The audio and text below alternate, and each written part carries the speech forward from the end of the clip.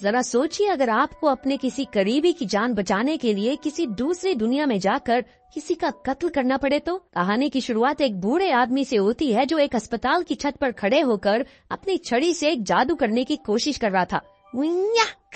अभी अस्पताल की नर्स की नजर उस पर पड़ी और वो तुरंत ही उसे नीचे उतारने में लग गई। अरे अंकल, नीचे आ जाओ, नीचे। पर उस बूढ़े आदमी के मुताबिक वो बहुत ही गलत कर रही थी, क्योंकि उसकी एक छोटी गलती की वजह से बहुत बड़ा धमाका हो सकता था, क्योंकि वो अपने जादू से एक दूसरी दुनिया का दरवाजा खोल रहा था। जैसे डॉक्टर स्ट्रेंज खोलता है, उधर एक स्कूल में एक बास्केटबॉल मैच के दौरान हैरू नाम का एक लड़का अपनी काबिलियत से स्टैंड में बैठी सभी लड़कियों का दिल जीत रहा था। और उन्हीं लड़कियों के बीच व्हील चेयर पर बैठा उसका दोस्त यू उस वक्त अपने दोस्त की परफॉर्मेंस को एनालाइज कर रहा था। और मैच खत्म होने के बाद लड़कियों से मिली तारीफ की वजह से हैरू बहुत ज्यादा खुश था।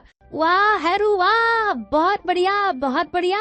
और अब उसको लग रहा था कि शायद वो सबसे बेहतरीन प्लेयर बन गया है, जिस पर यू का कहना था कि उसमें अभी भी सब्र की बहुत कमी है, जिसके चलते उसने मैच में 5 पॉइंट कम स्कोर किए थे। पर हैरू को उसकी ये बात कुछ खास पसंद नहीं आई और उसका कहना था कि उसने ये जानबूझकर किया था ताकि और ज्यादा लड़कियां उसकी दीवानी हो जाए। अभी उनकी दोस्त कोटाना भागते हुए उनके पास आई और उसने हैरू को आज के मैच जीतने के लिए बधाई दी। बधाई हो हैरू, तुम जीत गए। और उसने साथ ही पूछा कि वो दोनों किस बारे में बात कर रहे थे, जिस पर यू ने उसे बताया कि कुछ नहीं, वो हम दोनों बस हैरू की फैन गर्ल्स के बारे में ही बात कर रहे थे, जो हैरू पर अपनी जान छिड़कती है। और ये बात सुनते ही कोटाना ने हैरू से पूछा, क्या तुम मुझ पर दोबारा चीट करने वाले हो? हैरू ने तुरंत ही इस बात को दाएं बाएं करने की कोशिश करी और कोटाना ने उसका कान पकड़कर उसे याद दिलाया कि कैसे वो अपनी एक फैन गर्ल के साथ कॉफी डेट पर गया था। याद है ना तुम्हें हैरू, याद है ना? बताओ बताओ। इधर ये तीनों दोस्त आपस में मजाक मस्ती कर ही रहे थे कि उसी वक्त ब्लैक हुडी और मास्क पहने हुए एक आदमी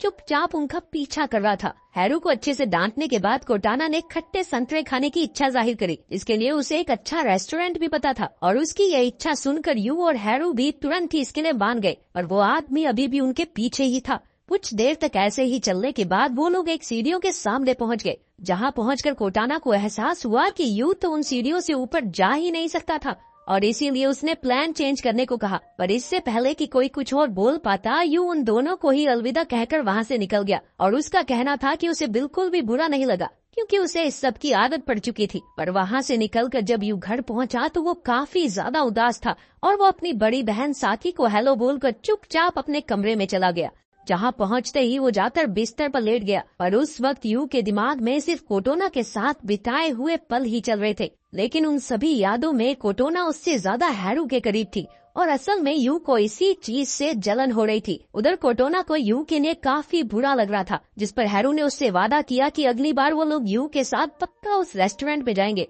चाहे उसके लिए उन्हें लंबा रास्ता ही क्यों न चुनना पड़े। और ये वादा करके वो दोनों अलग अलग रास्ते पर निकल गए। पर कुछ कदम चलते ही कोटोना को एहसास हुआ कि शायद कोई उसका पीछा कर रहा है। और जैसे ही वो पीछे मुड़ी तो उसका शक यकीन में बदल गया और उसने पूरी रफ्तार से भागना शुरू कर दिया। साथ ही उसने अपना फोन निकालकर मदद के लिए अपने दोस्तों को भी फोन किया। और सबसे पहले उसका फोन यू ने ही उठाया। फोन उठाते ही कोटोना ने उसे अपनी लोकेशन बताते हुए बताया कि कोई अनजान आदमी उसका पीछा कर रहा है। और जब यू ने उससे हैरू के बारे में पूछा तो उसने बताया कि हैरू फोन ही नहीं उठा रहा है। ये सुनते ही यू तुरंत ही कोटोना की मदद करने के लिए निकल गया और कोटोना के पास जल्दी पहुंचने के लिए उसने साकी से लिफ्ट मांगी, जिसके लिए साकी भी तुरंत तैयार हो गई। रास्ते में यू ने हैरू को कई बार फोन करने की कोशिश करी, लेकिन उस वक्त हैरू कोटोना के बर्थडे के लिए गिफ्ट खरीदने में व्यस्त था और उसका फोन बैग में पड़ा हुआ था। कोटोना की लोकेशन के पास पहुंचते ही यू गाड़ी से उतर गया और साथ ही उसने साकी से हैरू को दोबारा फोन करने को कहा। साकी, तुम एक बार दोबारा से हैरू को फोन करो। जिसके बाद वो खुद व्हील चेयर पर बैठकर कोटोना को ढूंढने में लग गया और थोड़ी देर तक आसपास घूमने के बाद उसे अचानक से कोटोना की चीखें सुनाई दी, बचाओ। और जब वो उन आवाजों का पीछा करते हुए आगे बढ़ा तो उसने देखा कि एक अनजान आदमी ने कोटोना को पकड़ा हुआ था। और ये देखते ही यू पूरी रफ्तार से अपनी दोस्त को बचाने के लिए आगे बढ़ा। पर इससे पहले कि वो कोटोना तक पहुंच पाता, वो आदमी उसके पेट में चाकू मारकर वहां से भाग गया। अभी यू को अपनी आंखों पर यकीन ही नहीं हो पाया था कि उसके हाथों में उसकी घायल दोस्त पड़ी हुई है। तभी साकी से खबर मिलते ही हैरू भी वहां पर पहुंच गया, जिसे कुछ अंदाजा नहीं था कि आखिर वहां हुआ क्या था। और इसीलिए उसने गुस्से में यू से सवाल किया। और जब यू ने उसे उस अनजान आदमी के बारे में बताया तो हैरू को ये नहीं समझ आ रहा था कि आखिर यू कोटाना को अस्पताल ले जाने की बजाय उसे अपने हाथों में लेकर क्यों बैठा हुआ है। पर शायद उस वक्त हैरू अपने दोस्त यू की हालत को पूरी तरह से भूल गया था और उसने यू पर गुस्सा करते हुए कोटाना को खुद अस्पताल ले जाने का फैसला किया, जिस पर यू ने उसे बार बार एम्बुलेंस बुलाने को कहा। पर हैरू कुछ भी सुनने को तैयार नहीं था और वो कोटाना को उठाकर मेन रोड की तरफ निकल गया, जिसके बाद यू को भी मजबूरन उसके पीछे पीछे आना पड़ा। पर उस वक्त मेन रोड पर काफी ट्रैफिक मौजूद था, पीप पीप, और इधर हैरू को अस्पताल पहुंचने की जल्दी थी, इसीलिए उसने चलते ट्रैफिक के बीच से रोड पार करने की कोशिश करी। पर जैसे ही वो रोड के बीच में पहुंचा तो वो अनजाने में एक तेज रफ्तार से आ रहे ट्रक के सामने आ गया। पर इससे पहले कि वो ट्रक उसे टक्कर मारता, यू ने बीच में कूदकर उसे और कोटाना को बचा लिया। लेकिन तभी दूसरी तरफ से भी अचानक से एक बस आ गई, जिसके बाद उनका बचना नामुमकिन था। और जैसे ही उन्हें इस चीज का एहसास हुआ तभी अचानक से वो दोनों एक अनजान और अजीब सी दुनिया में पहुंच गए, जहां उनके कपड़े और आसपास का माहौल बिल्कुल बदल गया था। और तभी उन्हें एहसास हुआ कि कोटाना उनके साथ नहीं थी। तुम्हें पता कहीं कोटाना कहाँ है? उन दोनों को कुछ भी समझ नहीं आ रहा था और इसीलिए उन्होंने अपना फोन चेक करने का फैसला किया। पर जैसे ही उन दोनों ने अपना फोन निकाला तो उन्होंने देखा कि उनका फोन भी कंपास में बदल गया था। और तभी अचानक से गुलाबी रंग का चिड़िया जैसा दिखने वाला जीव उन पर भौंकने लग गया, बांग। और जब उन्होंने अपने आसपास देखा तो उन्हें महसूस हुआ कि वहाँ मौजूद सभी लोग उन्हें ही घूर रहे थे।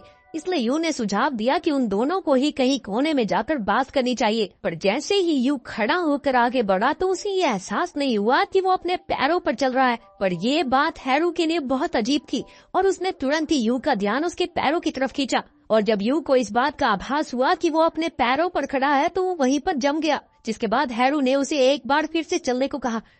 यू एक बार फिर से चलो ना। और जब यू ऐसा करने में कामयाब हो गया तो वो दोनों ही बहुत ज्यादा खुश थे, जिसके बाद वो उस शहर को देखने के लिए निकल गए। पर वो शहर और वहाँ के लोग इतने ज्यादा अलग थे कि उन दोनों को कुछ भी समझ ही नहीं आ रहा था और इसीलिए वो अनुमान लगा रहे थे कि शायद वो किसी फिल्म सेट पर है या किसी कंप्यूटर गेम में, जहाँ कोई आदमी सभी चीजों को कंट्रोल कर रहा था। लेकिन इसी बीच वो गुलाबी जीव पूरे टाइम उनके पीछे पीछे ही चल रहा था। इधर यू को अब लग रहा था कि शायद वो लोग किसी दूसरी दुनिया में आ गए हैं, जिस पर हैरू का कहना था कि इस हिसाब से शायद कोटोना भी उसी दुनिया में ही होगी और उसकी इस बात से यू भी सहमत था। पर तभी हैरू ने उसे याद दिलाया, यू तुम्हें याद है कि कोटोना बुरी तरह से घायल थी? जिस पर यू का कहना था कि हाँ मुझे याद है। अगर इस दुनिया में मेरी टांगे सही हो सकती है तो कोटोना का भी जख्म सही हो गया होगा। इसलिए उन्होंने जख्म की चिंता छोड़कर उसे ढूंढने का फैसला किया और इसके लिए वो एक बार में चले गए, जहां एक औरत कई सारे अजीब से दिखने वालों को शराब पिला रही थी। इधर यू और हैरू तो बार के अंदर घुस गए थे, वहीं दूसरी ओर गुलाबी जीव एक छोटे से मगरमच्छ से डरकर बाहर ही रुक गया था। असल में वो दोनों ही नाबालिग थे, पर पहली बार किसी बार में गए थे और इसीलिए उन्होंने भी शराब पीने का फैसला किया। पर तभी अचानक से एक आदमी उनके पीछे आकर खड़ा हो गया और जब उन दोनों ने उसकी शक्ल देखी तो हैरू तो डर ही गया। असल में उस आदमी का चेहरा एक कुत्ते जैसा था और उसकी आवाज एक ताकतवर आदमी जैसी। उस आदमी ने उन दोनों को ही पहली बार देखा था और इसी ने उसने उन दोनों के वहाँ आने की वजह पूछी, क्या करने आए हो यहाँ पर? जिस पर उन्होंने बताया कि असल में वो अपनी दोस्त को ढूंढ रहे हैं। जिसके बाद वो आदमी उन दोनों को अपने टेबल पर ले गया, जहां उसने अपनी बहादुरी भरे लड़ाई के किस्से सुनाने शुरू कर दिए। पता है एक बार क्या हुआ था? मैं वहां पर जीता और मैंने सभी को मार दिया। और तभी यू ने उसे फिर से याद दिलाया, अंकल हम अपनी दोस्त को ढूंढ रहे हैं, है ना? दोस्त को ढूंढ रहे हैं। और जैसे ही उस आदमी को पता चला कि वो एक लड़की को ढूंढ रहे हैं तो उसे उनकी बात में तुरंत ही दिलचस्पी आ गई और जैसे जैसे वो कोटाना के बारे में बताते गए वैसे वैसे वहाँ मौजूद बाकी लोगों को भी उनकी बातों में दिलचस्पी आने लगी। पर जैसे ही उन्होंने बोला कि कोटाना की उम्र 17 साल की है, तभी बार की मालकिन ने दीवार पर लगे पोस्टर की तरफ इशारा करते हुए बताया कि उनकी राजकुमारी एस्ट्रेड भी 17 साल की ही है, जिसका जन्मदिन कुछ ही दिनों में आने वाला है। पर जैसे ही उन दोनों ने पोस्टर को देखा तो उनका मुंह खुला रह गया, क्योंकि जिसे वो औरत राजकुमारी एस्ट्रेड बता रही थी वो हूबहू कोटाना जैसी ही दिखती थी। और उस पोस्टर को देखते ही वो तुरंत महल की तरफ भागे और उधर वो गुलाबी जीव अभी भी उनके साथ ही चल रहा था। पर अभी भी हैरू को समझ नहीं आ रहा था कि आखिर कोटाना अचानक से राजकुमारी कैसे बन गई। जिस पर यू का कहना था कि शायद इस दुनिया में आते ही लोगों को रोल दे दिए जाते होंगे, जिसके चलते कोटाना राजकुमारी बन गई और हम दोनों एक आम आदमी। ऐसा हो सकता है और इस बात की सच्चाई तो वो राजकुमारी एस्ट्रेड से मिलकर ही जान सकते हैं। पर उधर सुरक्षा के चलते महल में किसी भी अनजान आदमी की एंट्री पर रोक थी और इसी के चलते उन दोनों को भी वहाँ से भगा दिया गया। चलो निकलो यहाँ से। उधर महल के अंदर तनाव का माहौल था। असल में राजकुमारी एस्ट्रेड पर एक जानलेवा हमला हुआ था, जिसकी दवाई राजा के मैजिक मिनिस्टर के पास तक नहीं थी, और एस्ट्रेड की खास शक्ति के मुताबिक उस पर होने वाले हर हमले का बराबर असर हमलावर पर भी होना चाहिए था। और इसके बावजूद भी एस्ट्रेड की हालत बहुत ज्यादा नाजुक थी। बार्तून के मुताबिक इसमें मैजिक मिनिस्टर विजडन की गलती थी, पर तभी विजडन के राजा ने बताया कि कुछ ही देर में जी लोक्स के डॉक्टर्स आने वाले हैं, जो किसी भी तरह के श्राप को खत्म करने में माहिर थे। उधर जी लोक के डॉक्टर्स तो महल के बाहर आ गए थे, पर वही यू और हैरू भी महल के अंदर आने की फिराक में थे, और मौका मिलते ही वो डॉक्टर्स की गाड़ी में ही छुप गए। इसके बाद वो बड़ी ही आसानी से 2 मटकों में छुपकर गार्ड्स की नजरों से बचते हुए राजकुमारी एस्ट्रेड के कमरे तक पहुंच गए। और कुछ ही देर बाद डॉक्टर्स ने एक मंत्र मारकर इलाज शुरू कर दिया। पर जैसे ही वो मंत्र एस्ट्रेड के जख्म से टकराया तो तभी अचानक से वो तीनों डॉक्टर्स गायब हो गए, और ये देखकर राजा का हौसला पूरी तरह से टूट गया, और इसीलिए वहाँ मौजूद सभी लोगों ने राजा को उनके कमरे में ले जाने का फैसला किया। और इधर कमरा खाली होते ही यू और हैरू एस्ट्रेड के पास पहुँच गए, जिसे वो लोग अपनी दोस्त को टाना समझ रहे थे। लेकिन यू को इस सब में कुछ अजीब सा लग रहा था, और हैरू का मानना था कि वो उनकी दोस्त को टाना ही थी और उन्हें किसी भी हाल में उसे बचाना है। और जैसे ही हैरू उसके पेट में लगे चाकू को निकालने के लिए आगे बढ़ा तो एक अजीब सी शक्ति के चलते वो पीछे हट गया, और जब यू ने उस चाकू को छूने की कोशिश करी तो वो चाकू उसके हाथ में आ गया। जिसके बाद उसने सबसे पहले हैरू को पीछे किया और फिर एस्ट्रेड के पेट से वो चाकू निकाल दिया। इसी बीच वहाँ मौजूद गार्ड्स ने उसे रोकने की कोशिश तो करी, और उस दृश्य को देखकर वो लोग भी अपनी अपनी जगह पर ही रुक गए। हैरू को कुछ भी समझ नहीं आ रहा था, पर इधर एस्ट्रेड पूरी तरह से ठीक हो चुकी थी, और इस काम के बाद भी उन्हें राजा के सामने घुसपैठिए की तरह पेश किया गया। और जब हैरू ने उन्हें बताया कि यू ने ही राजकुमारी के पेट से चाकू निकाला है, लेकिन किसी ने भी इस बात पर यकीन नहीं किया। पर तभी एस्ट्रेड भी वहाँ आ गई, जिसे देखकर राजा बहुत ज्यादा खुश हुआ, और तभी उसने अपने पिता को सच बताया कि कैसे यू ने उसकी जान बचाई थी। और साथ ही वहाँ मौजूद सेनापति ने भी उनके हक में अपनी गवाही दी। महारानी ठीक कह रही हैं। ये सुनकर तुरंत ही मैजिक मिनिस्टर विजडन ने यू के हाथों की जांच करी, जिसके बाद उसने राजा से उन दोनों को इनाम देने को कहा। महाराज, इन दोनों को इनाम दे दीजिए। और इधर हैरू को अभी भी एस्ट्रेड में अपनी दोस्त को टाना ही दिखाई दे रही थी। इसके बाद उन दोनों को अच्छा खासा इनाम देकर बड़ी ही इज्जत से महल से अलविदा किया गया। फिर जब वो सिपाहियों के साथ वापस बार में पहुँचे तो वहाँ मौजूद सभी लोगों की आंखें खुली रह गई, और जब उन दोनों ने उन्हें बताया कि वो राजकुमारी एस्ट्रेड से मिले थे तो सभी लोग हैरान हो गए, और फिर सभी ने उन दोनों को पार्टी देना शुरू कर दिया। लेकिन इधर हैरू को ये चिंता हो रही थी कि अगर एस्ट्रेड कोटाना नहीं थी तो आखिर कोटाना उस वक्त किधर और किस हालत में होगी। पर यू को अचानक से राजकुमारी एस्ट्रेड की ज्यादा फिक्र हो रही थी। हैरू को भी ये समझ नहीं आ रहा था कि जब उसने चाकू निकालने की कोशिश करी तो कुछ भी नहीं हुआ, लेकिन यू ने उसे एक बारी में ही कैसे निकाल दिया। जिस पर यू का कहना था कि उसे उस वक्त ऐसा लग रहा था जैसे कोई और उसका शरीर कंट्रोल कर रहा हो। लेकिन अब हैरू को लगने लगा था कि शायद वो लोग कोई सपना देख रहे हैं जो आँख खुलते ही खत्म हो जाएगा। इसलिए वो डांसर्स के साथ नाचने के लिए स्टेज पर चला गया। पर इधर यू का दिमाग इतनी जल्दी शांत होने वाला नहीं था, और तभी बार ओनर ने उन्हें अपने स्टोर रूम में सोने की इजाजत दे दी। जिसके बाद यू अकेला ही अपने कमरे की तरफ चला गया, पर उस वक्त भी वो गुलाबी जीव उसके पीछे ही था। पर इधर यू चाहकर भी राजकुमारी एस्ट्रेड की शक्ल को भुला नहीं पा रहा था, और इसीलिए वो तुरंत ही महल में पहुंच गया। और तो और एस्ट्रेड की जान बचाने की वजह से इस बार गार्ड्स ने भी उसे अंदर जाने से नहीं रोका, और वो सीधा राजकुमारी के कमरे की खिड़की के बाहर पहुंच गया, जहां पहुंचकर उसने देखा कि एस्ट्रेड अपने कमरे में डैंडी के साथ बहस कर रही थी, क्योंकि डैंडी उसे श्राप मुक्त करने के लिए लेक ऑफ प्योरिटी में ले जाना चाहती थी। पर इधर एस्ट्रेड के मुताबिक वो पूरी तरह से ठीक हो गई थी, और उसे बस कुछ खट्टे संतरे खाने का मन था। और उसकी ये बात सुनते ही यू को कोनोका की याद आ गई, और ठीक उसी वक्त अचानक से एस्ट्रेड ने यू को देख लिया, जो चुपचाप खड़ा होकर उसकी बातें सुन रहा था। और जब उसने यू से इस बारे में सवाल किया तो यू का कहना था कि वो सिर्फ उसे देखने के लिए आया था, क्योंकि उसे उसकी चिंता हो रही थी। यू की इसी बात ने एस्ट्रेड को सोच में डाल दिया, और वो तुरंत ही लेक ऑफ प्योरिटी में जाने के लिए तैयार हो गई, लेकिन सिर्फ एक ही शर्त में कि यू भी उसके साथ जाएगा। जिसके बाद वो दोनों डैंडी के साथ एक जहाज में चढ़ गए जो हवा में उड़ सकता था।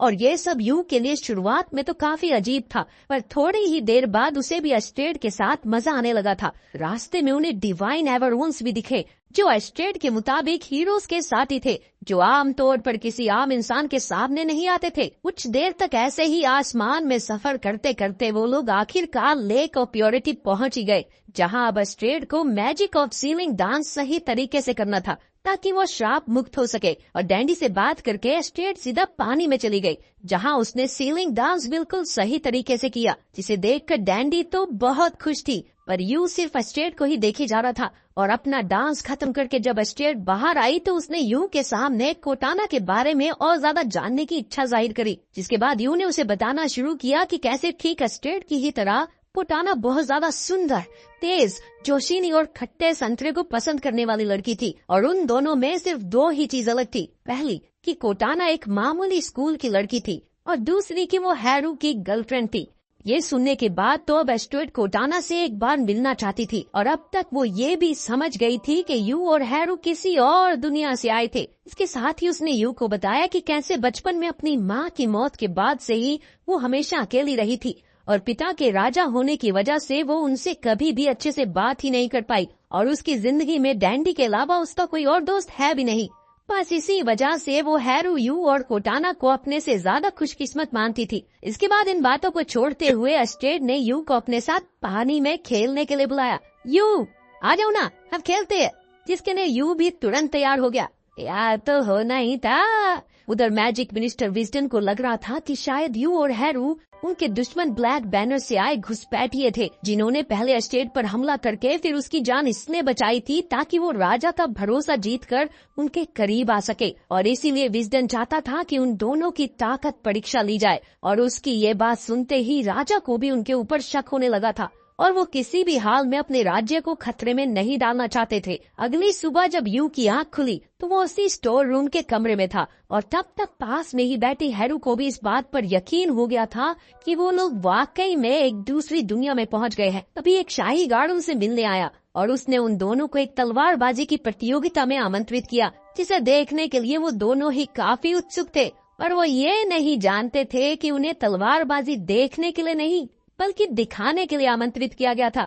और जब स्टेडियम में पहुंचकर उन्हें ये खबर मिली तो वो दोनों ही काफी ज्यादा घबरा गए। पर वहीं दूसरी तरफ दर्शकों में उन्हें देखने का पूरा जोश था और घंटी बजते ही कई सारे योद्धाओं ने उन पर लगातार हमला करना शुरू कर दिया, जिनसे यूं तो बाल बाल बचता रहा। पर हैरू के लिए ये काम इतना आसान नहीं था। लेकिन तभी एस्ट्रेड भी स्टेडियम में पहुंच गई और उसने तुरंत ही अपने पिता से सवाल करना शुरू कर दिया। पर विजडन का कहना था कि ये प्रतियोगिता सिर्फ उन दोनों की काबिलियत को परखने के लिए है। उधर हैरू काफी ज्यादा मुसीबत में फंसता जा रहा था और जैसे ही एक योद्धा उस पर हमला करने वाला था तभी ऐन वक्त में यू ने बीच में आकर उसे बचा लिया, जिसके बाद वो दोनों समझ गए थे कि उन्हें अपनी तलवारों का इस्तेमाल खुद को बचाने के बजाय दूसरों को हराने के लिए करना होगा। और ये फैसला लेने के कुछ मिनट बाद ही उन्होंने एक एक करके सभी योद्धाओं को हरा दिया और ये देखकर राजा ने प्रतियोगिता को तुरंत ही रोक दिया। बस प्रतियोगिता खत्म हुई। पर जैसे ही यू और हैरू राजा के पास पहुंचे, वहां मौजूद सभी सैनिकों ने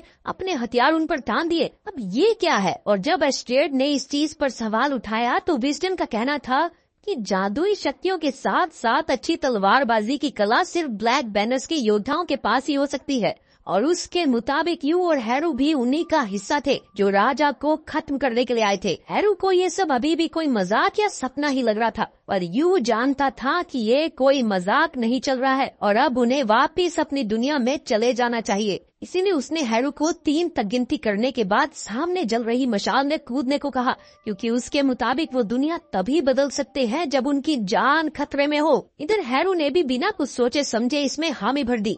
1, 2, 3 और यू के 3 तक गिनते ही वो दोनों मशाल में कूद गए, जिसके बाद वो एक छोटी सी रोशनी में गायब हो गए। और ये देखकर विजडन को लग रहा था कि शायद वो दोनों ट्रैवलर थे। बस फिर क्या था, जब उन दोनों की आंख खुली तो वो वापस अपनी दुनिया में ही थे और यू अभी भी व्हील चेयर पर ही था। उस वक्त वो एक रोड पर थे और तभी उन्हें कोटाना की आवाज सुनाई दी, जिसे देखकर हैरू बहुत ज्यादा खुश था। और उससे उसका हाल पूछने के बाद यू ने उससे पूछा कि क्या कल कुछ अजीब हुआ था, जिस पर कोटाना ने उन्हें एक एक्सीडेंट के बारे में बताया जिसमें 3 लोगों की मौत हो गई थी। और उन 3 आदमियों की फोटो देखकर यू पूरी तरह से हैरान हो गया था। असल में उन तीनों लोगों की शक्ल उन्हीं डॉक्टर से मिलती थी जो एस्टेड का इलाज करने आए थे। घर पहुंचकर यू के दिमाग में उसी बूढ़े आदमी की बातें चल रही थी जिससे वो बचपन में अस्पताल में मिला था, और उस आदमी के मुताबिक दोनों दुनिया जुड़ी हुई थी और वहाँ मौजूद इंसानों की जिंदगी और मौत भी एक दूसरों के साथ जुड़ी होती है और हर एक चीज का असर दोनों दुनियाओं में पड़ता था।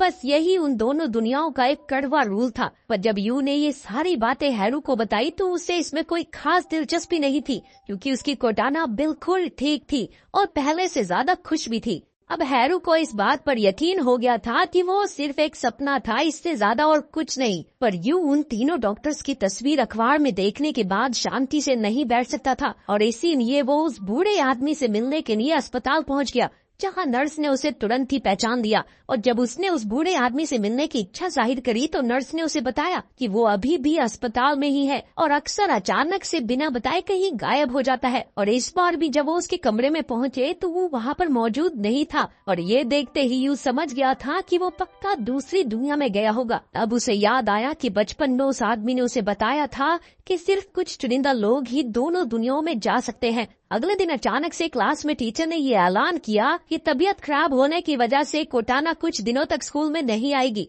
और ये खबर यू और हैरू के लिए काफी ज्यादा अजीब थी, क्योंकि कोटाना ने उन्हें तो कुछ भी नहीं बताया था।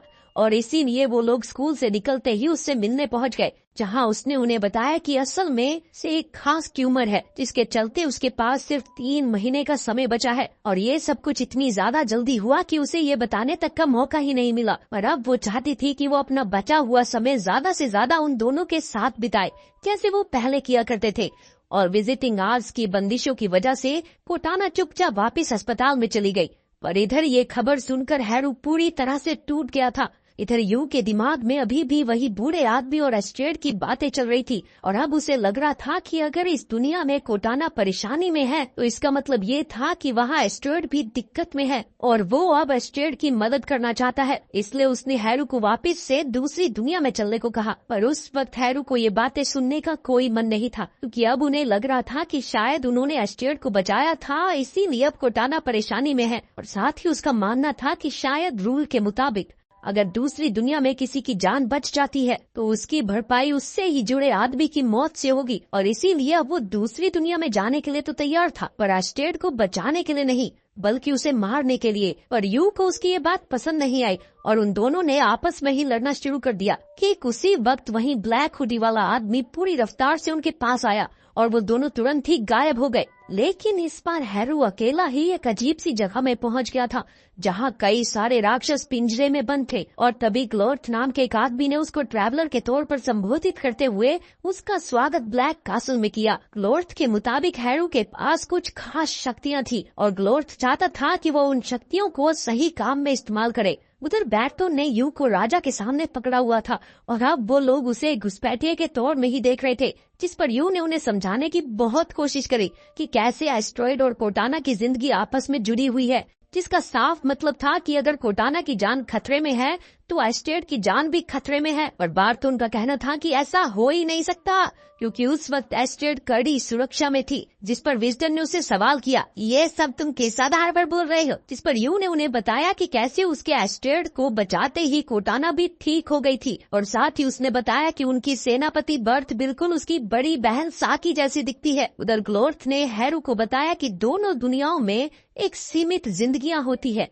और अगर कोई भी इनके साथ छेड़छाड़ करता है तो उसकी भरपाई दूसरी दुनिया के इंसान की मौत से होती है। जिसका मतलब ये था कि जब यू ने एस्टेड की जान बचाई थी तभी कोटाना का मरना तय हो गया था, और अब अगर हैरू को अपनी दोस्त को बचाना है तो उसे किसी भी हाल में एस्टेड को खत्म करना ही होगा। और ग्लोर्थ की ये बात सुनकर हैरू का शक यकीन में बदल गया। उधर यू की लाख कोशिशों के बाद राजा समझ गया था कि वो एक ट्रैवलर है, पर तभी बर्थ ने उन लोगों को बताया कि ब्लैक बैनर्स उनके ऊपर हमला करने आ रहे हैं। और ये खबर मिलते ही बारटोन ने अपनी तलवार यू पर तान दी, क्योंकि उन्हें खबर मिली थी कि हैरू भी ब्लैक बैनर्स के साथ है और इसीलिए अब उनका मानना था कि यू भी उन्हीं के साथ है। जिस पर यू ने उन्हें समझाया कि हैरू सिर्फ अपनी दोस्त को लेकर चिंतित है, बस और कुछ नहीं। जिसके बाद विस्टन ने उसे एक तलवार पकड़ाते हुए उसे एस्ट्रेड के सिक्योरिटी ऑफिसर के तौर पर नियुक्त कर दिया, पर इसके लिए एक शर्त थी कि यू को किसी भी हाल में राजकुमारी की जान बचानी है और जब उसका सामना हैरू से होगा तो उसे अपने ही दोस्त का कत्ल करना पड़ेगा। कुछ सेकंड सोचने के बाद यू भी इसके लिए तैयार हो गया क्योंकि उसके पास कोई और ऑप्शन था ही नहीं। थोड़ी देर बाद एस्ट्रेड उससे मिलने के लिए आई और वो अपने साथ जादुई खंजर भी लाई थी जो उसकी माँ की शक्तियों से बना हुआ था। असल में ये खंजर इसलिए बनाया गया था कि अगर कभी एस्ट्रेड की शक्तियों का इस्तेमाल गलत काम के लिए किया जाए तो उससे पहले ही इस खंजर से एस्ट्रेड को खत्म किया जा सके और इस खंजर के वार को एस्ट्रेड का प्रोटेक्टिव मैजिक भी नहीं रोक सकता था। और अब एस्ट्रेड चाहती थी कि यू उसी खंजर से उसे खत्म कर दे क्योंकि उसके चक्कर में यू और कोटाना को बहुत दिक्कत हुई थी। लेकिन यू ऐसा बिल्कुल भी नहीं करने वाला था क्योंकि उसके मुताबिक किसी एक को बचाने के लिए किसी दूसरे का मरना जरूरी नहीं था। उधर ब्लैक बैनर्स पूरी रफ्तार से उनके राजा की तरफ बढ़ रहे थे और इधर शहर के सभी मर्द भी लड़ने के लिए तैयार थे। कुछ ही देर बाद दोनों सेनाओं में घमासान युद्ध शुरू हो गया पर ये सब कुछ हैरू के लिए बहुत नया और अजीब था। लेकिन तभी ग्लोर्थ ने उसे याद दिलाया कि किसी अपने को बचाने के लिए उसे किसी दूसरे की जान लेनी ही होगी और ग्लोर्थ की ये बात सुनकर एक बार फिर हैरू गुस्से से भर गया। इधर हैरू को तेजी से महल की तरफ बढ़ता देख यू भी उससे लड़ने के लिए तैयार था पर एस्ट्रेड का सवाल था कि क्या तुम सच में अपने दोस्त से लड़ पाओगे, जिस पर यू का कहना था कि उसे बचाने के लिए मैं कुछ भी करूंगा। उधर जब विजडन और राजा के पास युद्ध शुरू होने की खबर पहुंची तो विजडन का कहना था कि उन्हें फिक्र करने की कोई जरूरत नहीं थी क्योंकि उनकी सेना ने बेलोडोन जैसे ताकतवर को हराया था। उधर पार्थोन और बर्थ अपनी पूरी ताकत लगाकर दुश्मनों से लड़ रहे थे पर जल्द ही उन्हें एहसास हो गया था कि वो ज्यादा देर तक उन्हें नहीं रोक पाएंगे, इसलिए उन्होंने सबसे पहले महल की रक्षा करने का फैसला लिया और इसमें डॉगी फेस वाला आदमी भी उनके साथ था। उधर हैरू समझ नहीं पा रहा था कि आखिर वो इतना ज्यादा ताकतवर कैसे हो गया, जिस पर ग्लोर्थ ने उसे बताया कि असल में ब्लैक बैनर की वर्दी में कुछ खास शक्तियां हैं जो एक आम आदमी को भी ताकतवर बना सकती है। और साथ ही उसने बताया कि महल के फाइनल डिफेंस टूटते ही उसे अंदर घुसकर एस्ट्रेड को मारना होगा, जिसके लिए हैरू पूरी तरह से तैयार था। लेकिन ग्लोर्थ सच्चाई जानता था कि हैरू के एस्ट्रेड को मारते ही कोटाना भी बढ़ जाएगी। उधर नजदीक आते दुश्मनों को देखते हुए एस्ट्रेड ने अपने पिता से करिश्माई तलवार मून स्टार का इस्तेमाल करने को कहा जो उनके राज्य की सबसे ताकतवर तलवार थी, जिस पर राजा का कहना था कि वो चाहकर भी ऐसा नहीं कर सकते क्योंकि उनके पास वो तलवार थी ही नहीं। पर एस्ट्रेड को इस बात पर विश्वास नहीं हुआ क्योंकि उसने वो तलवार खुद अपनी आंखों से देखी थी। इस पर राजा ने उसे बताया कि असल में वो तलवार नकली थी। असल में कई साल पहले राजा के पिता ने उस तलवार का इस्तेमाल बेलोडोन के खिलाफ किया था और अपनी ताकतों का गलत इस्तेमाल होता देखकर वो तलवार गायब हो गई थी और उसी दिन के बाद से अपनी इज्जत बचाने के लिए एक नकली तलवार बनाकर उसे महल में सजा दिया गया था ताकि किसी को भी सच पता न चल सके। उधर यू अपनी पूरी ताकत से दुश्मनों से लड़ रहा था कि तभी उसकी नजर महल की तरफ बढ़ रहे हैरू पर पड़ी और वो तुरंत ही उससे लड़ने के लिए नीचे आने लगा। पर यू से लड़ने से पहले हैरू को बर्थ और उसके साथियों का सामना करना था जो महल के दरवाजे पर उसका इंतजार कर रहे थे। लेकिन अब तक हैरू इतना ज्यादा ताकतवर हो गया था कि उसने बर्थ को एक ही वार में नीचे गिरा दिया, जिसके तुरंत बाद वो यू के सामने खड़ा था। यू ने एक बार फिर हैरू को समझाने की कोशिश करी, देख भाई कुछ नहीं होगा, ऐसा मत कर। पर हैरू ने ग्लोर्थ की बात को सच मान लिया था कि कोटाना को बचाने के लिए उसे एस्ट्रेड को मारना ही पड़ेगा और इसके लिए वो यू से लड़ने के लिए भी तैयार था। इधर यू और हैरू अपनी पूरी ताकत से लड़ रहे थे और उधर बर्थ को खत्म करने के लिए कुछ सैनिकों ने उसे कैदी बना लिया था। लेकिन यू चाहकर भी उसे नहीं बचा सकता था क्योंकि उस वक्त वो हैरू से लड़ने में व्यस्त था। यू ने उसे कई बार समझाने की कोशिश करी पर हैरू उसकी बात समझने को तैयार ही नहीं था और वो बस किसी भी हाल में एस्ट्रेड को खत्म करना चाहता था, चाहे इसमें उसकी खुद की जान ही क्यों न चली जाए। और लड़ते लड़ते बीच में एक समय ऐसा भी आया जब उन दोनों की ही तलवार एक दूसरे को छूने ही वाली थी कि तभी अचानक से वहाँ काफी सारी रोशनी आ गई और उस वक्त उन दोनों के दिमाग में ये चल रहा था कि कैसे वो एक दूसरे को पहली बार मिले थे। बचपन में एक दिन जब हैरू अपने कुछ दोस्तों के साथ खेल रहा था तभी खेलते खेलते उनका कहने खतरनाक कुत्ते को लग गया, जिसे देखते ही उसके बाकी दोस्त भाग गए थे। पर हैरू उस समय रहते वहाँ से निकल नहीं पाया और उस कुत्ते ने उसके ऊपर हमला कर दिया। और जैसे ही हैरू को लगा कि वो मरने वाला है तभी व्हील चेयर पर बैठे एक छोटे से बच्चे ने उस कुत्ते को पत्थर मारकर उसे बचा लिया और ये बच्चा कोई और नहीं बल्कि यू ही था। पत्थर पता लगते ही उस कुत्ते ने यू के ऊपर हमला कर दिया, पर यू भागने वालों में से नहीं था और उसने बड़ी ही बहादुरी से उस कुत्ते का सामना किया। और व्हील चेयर पर होने के बावजूद भी यू में जो हिम्मत थी उसे देखकर हैरू काफी ज्यादा हैरान था। बस इसीलिए उसने यू को अच्छे से जानने के लिए उससे उसकी कहानी पूछी, जिस पर यू ने बताया कि असल में उसने अपने माता पिता को एक प्लेन क्रैश में खो दिया था और वो उस हादसे में बचने वाला एक लौता इंसान था, लेकिन उसी हादसे में उसने अपनी टांगे खो दी। पर उसे अब किसी भी चीज का अफसोस नहीं था, क्योंकि उसके पास मिस साकी थी जिसने उसे अपने छोटे भाई की तरह पाला था।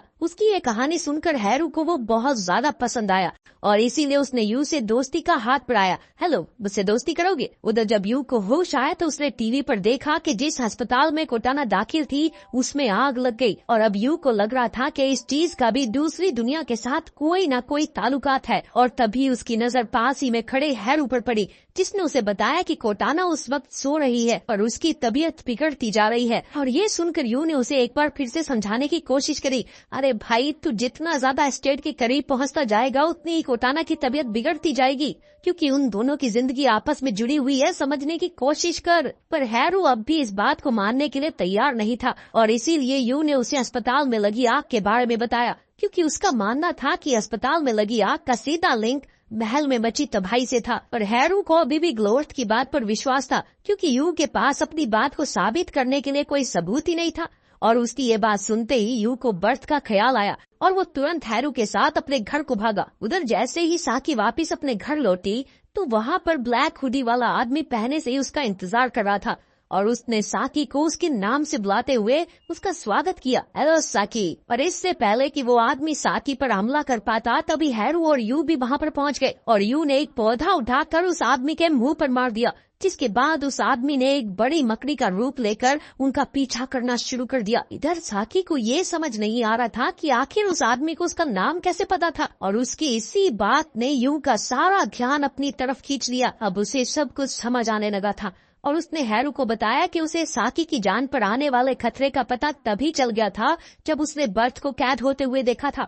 और अब धीरे धीरे हैरू को भी उसकी बात पर यकीन हो रहा था और अचानक से उस मकड़ी ने उनकी गाड़ी की छत पर बैठकर उनके ऊपर हमला करना शुरू कर दिया, जिससे बचने के लिए साकी ने गाड़ी को पूरी रफ्तार से राइट में घुमा दिया और इसी बीच नियंत्रण खोने की वजह से गाड़ी सीधा पानी में गिर गई, जिसके चलते वो दोनों एक बार फिर दूसरी दुनिया में पहुंच गए। थोड़ी ही देर बाद यू राजा और विजडन के सामने खड़ा था, जो चलते युद्ध में उसे वहाँ पर देखकर काफी हैरान थे। पर यू का कहना था कि वो वहाँ पर लड़ने के लिए आया है, लेकिन किसी को भी उसकी बात समझ नहीं आ रही थी। पर तभी यू ने विजडन पर गद्दार होने का आरोप लगाना शुरू कर दिया, गद्दार। और वो ये सब कुछ सोच समझ के कह रहा था और उसका कहना था कि किसी अंदर के आदमी को ही पता था कि राजकुमारी को रॉयल स्पेल की शक्तियों की वजह से एक खास खंजर से मारना जरूरी था। और जब यू ने उस खंजर को निकाला तो उसने खंजर पर विजडन की खुशबू का एहसास किया और साथ ही यू ने बताया कि सिर्फ कुछ गिने चुने लोगों को ही साकी का नाम पता था और उस पर हमला करने वाले ने उसे उसके नाम से बुलाया था। विजडन इस आरोप को झूठा बता ही रहा था कि तभी एस्टेड ने कहा कि इस्तेमाल के बाद जादू अपनी खुशबू अक्सर छोड़ता है और सिर्फ खुशबू ही नहीं बल्कि और भी कई सारे सुराग छोड़ता है और रॉयल स्पेल के चलते उस पर हमला करने वाले को भी बराबर जख्म आने चाहिए थे। इसीलिए एस्टेड ने विजडन से अपने कपड़े उतार कर अपनी बेगुनाही साबित करने को कहा और तभी हैरू भी वहाँ पर पहुँच गया और उसने बताया कि ग्लोर्थ अक्सर उसके सपने वाली बात को उसे भड़काने के लिए इस्तेमाल करता था, जैसे मानो वो महल के अंदर हो रही बातों को सुन सकता हो। तभी बर्थ भी वहाँ आई और उसने बताया कि जिस तरह से ब्लैक बैनर्स की सेना महल के अंदर घुस रही थी उससे ये साफ जाहिर होता है कि कोई अंदर का आदमी उनकी मदद कर रहा है। और उनके ये सारे आरोप सुनने के बाद विजडन ने आखिरकार अपने कपड़े उतारते हुए अपना असली परिचय ब्लैक बैनर के लीडर ग्लोर्थ फेलग्रिम के रूप में दिया। उसके पूरे शरीर पर जख्मों के निशान पड़े हुए थे और साथ ही उसने बताया कि वो एस्टेड के शरीर के अंदर मौजूद शक्तियों के पीछे था और अब वो किसी भी हाल में उन्हें लेकर ही मानेगा। और साथ ही उसने एस्टेड के पिता को बोला कि तुम राजा बनने के लायक ही नहीं हो और तुम्हारी जगह राजा शिडोलास को बनाना चाहिए। ये सुनते ही राजा ने उसे अपना मुंह बंद करने को कहा, अपना मुंह बंद करो। इस पर ग्लोर्थ ने उसे बताया कि असल में वो खुद राजा का बड़ा भाई शिडोलास है और वो मरने के बाद जादू की मदद से खुद को जिंदा करके यहाँ आया था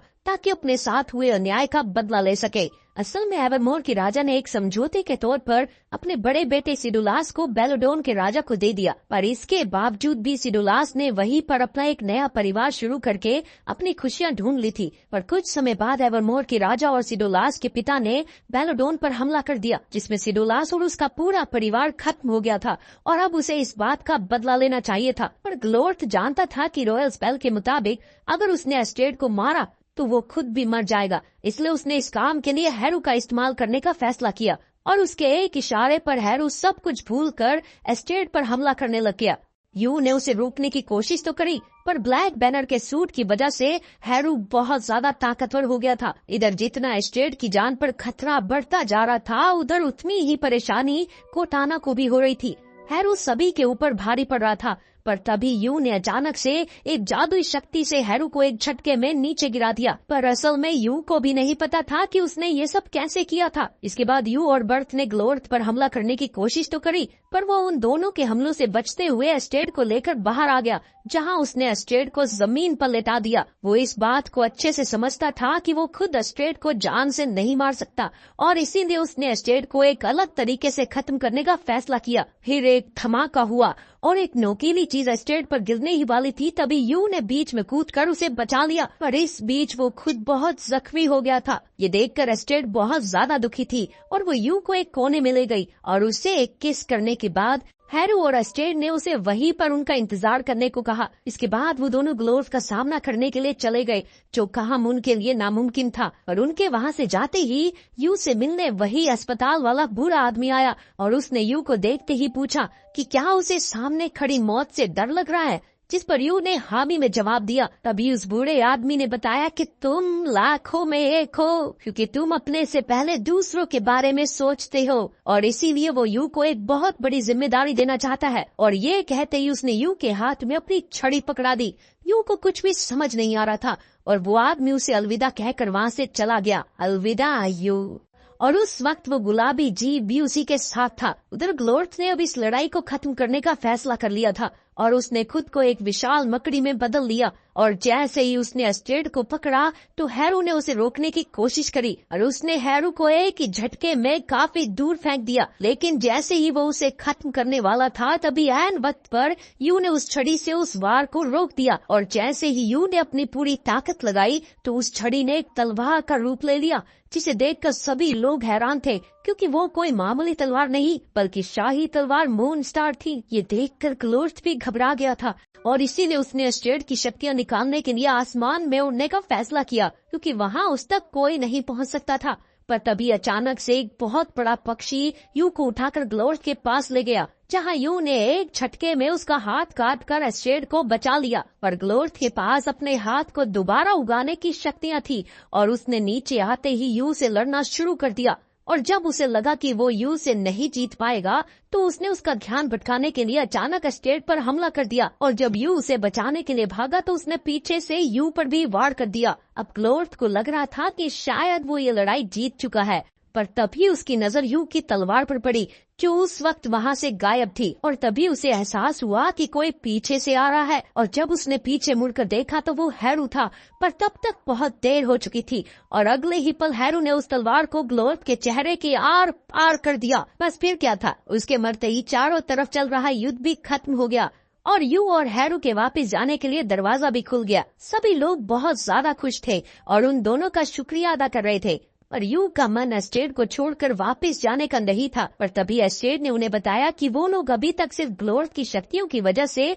दोनों दुनियाओं के बीच सफर कर पा रहे थे, लेकिन आज के बाद वो ये नहीं कर पाएंगे। ये सुनकर यू और ज्यादा दुखी हो गया और इधर एस्टेड भी बहुत दुखी थी, क्योंकि वो अपनी सारी जिंदगी यू के साथ बिताना चाहती थी। वहीं दूसरी तरफ हैरू लगातार यू को चलने के लिए बोल रहा था, क्योंकि धीरे धीरे दरवाजा छोटा होता जा रहा था और आखिरकार सबको अलविदा बोलकर यू और हैरू उस दरवाजे में कूद गए। पर यू के दिमाग में अभी भी एस्टेड की शक्ल ही घूम रही थी और उसने तुरंत हैरू से माफी मांगते हुए अपने बचपन के दोस्त का हाथ छोड़ दिया। और जब हैरू की आंख अपनी दुनिया में खुली तो मिस साकी उसे देखकर बहुत ज्यादा खुश थी। उसने हैरू को बताया कि गाड़ी के नदी में गिरने के बाद से वो पिछले 1 महीने से कोमा में था। अभी कोटाना भी उससे मिलने आई, जो पूरी तरह से ठीक थी और अपनी दोस्त को ऐसे देखकर हैरू भी बहुत ज्यादा खुश था। पर उसे अभी भी यू कहीं दिखाई नहीं दे रहा था। और जब उसने उन दोनों के सामने यू का नाम लिया तो उन्हें यू नाम के किसी इंसान के बारे में कुछ भी याद नहीं था। और ये खबर हैरू के लिए बहुत बड़ी थी, क्योंकि इस बात से उसे एक ऐसी चीज का एहसास हुआ जिसने उसकी और यू की दोस्ती का मतलब ही बदल दिया। हैरू के मुताबिक यू और उसकी एक ही जिंदगी थी, जो अलग अलग दुनियाओं में जिंदा थे, और उन दोनों की जिंदगी आपस में जुड़ी हुई थी, और इसीलिए उन्हें प्यार भी उन्हीं लोगों से हुआ जो असल में जुड़े हुए थे, जैसे कोटाना और अस्टेड। और असल में यू इस दुनिया का हिस्सा ही नहीं था, वो बस उस प्लेन क्रैश वाले दिन इस दुनिया में आ गया था और अनजाने में हैरू का सबसे खास दोस्त बन गया। अब हैरू समझ गया था कि यू असल में एक ट्रैवलर था जो उस दुनिया में उसकी जान बचाने के लिए आया था, और अब हैरू को लग रहा था कि यू भी दूसरी दुनिया में अच्छे से अपनी जिंदगी जी रहा होगा, और उधर यू भी एस्टेड के साथ खुश था। वीडियो पसंद आई तो लाइक कर देना, चैनल को सब्सक्राइब कर देना। मिलते हैं अगली वीडियो में।